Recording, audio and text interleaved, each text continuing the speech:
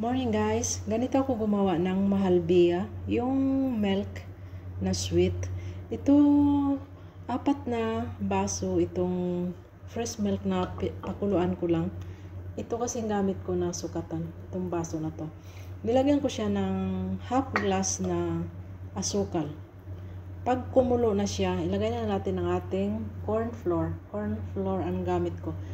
Naglagay lang ako dito ng kalahating baso rin na corn flour. Tapos nilagyan ko siya ng tubig. Kaya ito. Mamaya natin siya i-mix pag kumulo na yung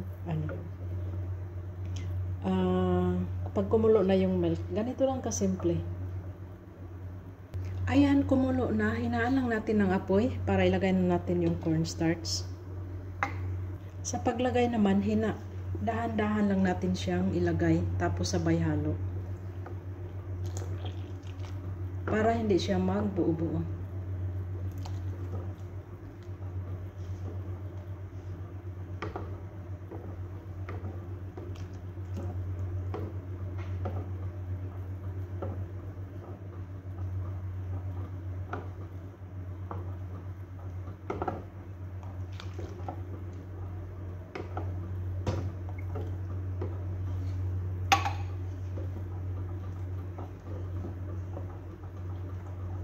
Halo lang ng halo.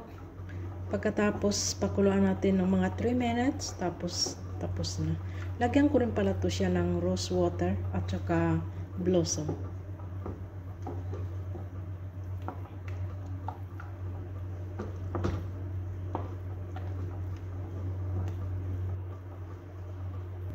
Lagyan natin siya ng rose water. Wala na sukat-sukat guys. Tansya-tansya na lang. At saka blossom water.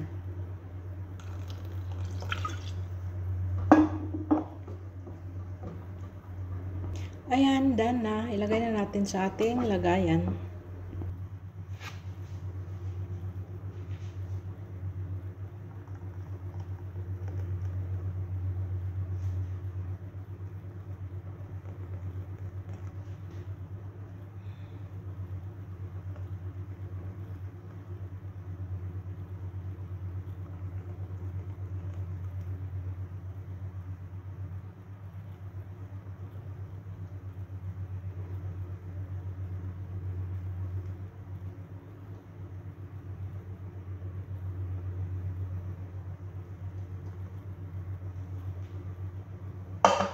Tapos, lagyan na lang natin siyang toppings mamaya ng almond, at saka pine, at saka pistachio. Thank you for watching. Bye-bye!